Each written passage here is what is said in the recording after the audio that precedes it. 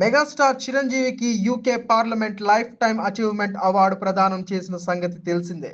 Brits India సంస్థ Britain house of Commons లో ఆయన్ని ఘనంగా సత్కరించారు. 4.5 దశాబ్దాలుగా సినీ రంగ అభివృద్ధికి ఆయన చేసిన కృషి, సేవా కార్యక్రమాలకు గుర్తింపు ఈ జీవిత సాఫల్య పురస్కారాన్ని అందించారు. అయితే చిరు లండన్ ట్రిప్ ని క్యాష్ చేసుకోవాలని కొందరు వ్యక్తులు ప్రయత్నించారు. ఫ్యాన్ మీటింగ్ పేరుతో డబ్బులు వసూలు చేస్తున్నారు. ఈ విషయం చిరంజీవి దృష్టికి వెళ్లడంతో సోషల్ మీడియా వేదికగా స్పందించారు. మై డియర్ ఫ్యాన్స్, యూకేలో నన్ను కలవాలని మీరు చూపుతున్న ప్రేమ, ఆప్యాయత నన్ను ఎంతగానో కదిలించింది. అయితే కొంతమంది వ్యక్తులు ఫ్యాన్ మీటింగ్ కి డబ్బులు వసూలు చేయడానికి ప్రయత్నిస్తున్నారని నాకు సమాచారం అందింది. ఇలాంటి ప్రవర్తనను నేను తీవ్రంగా ఖండిస్తున్నాను. ఎవరైనా డబ్బులు వసూలు చేసుకుంటే వెంటనే తిరిగి ఇచ్చేయండి. దయచేసి జాగ్రత్తగా ఉండండి. నేను ఎక్కడ ఇటువంటి చర్యలకు మద్దతు ఇవ్వనని తెలుసుకోండి.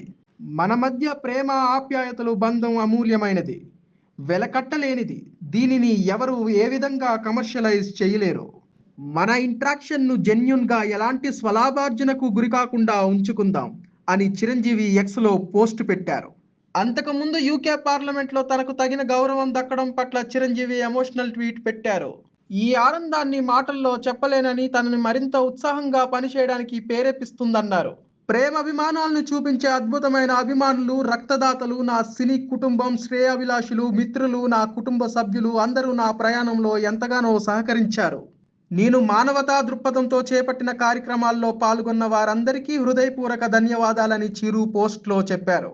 లైఫ్ టైమ్ అచీవ్మెంట్ అవార్డు అందించిన బ్రిటన్ పార్లమెంట్ సభ్యులకు, బ్రిట్స్ ఇండియా సంస్థకు కృతజ్ఞతలు తెలుపుతూ కొన్ని ఫోటోలను షేర్ చేశారు ఆయన.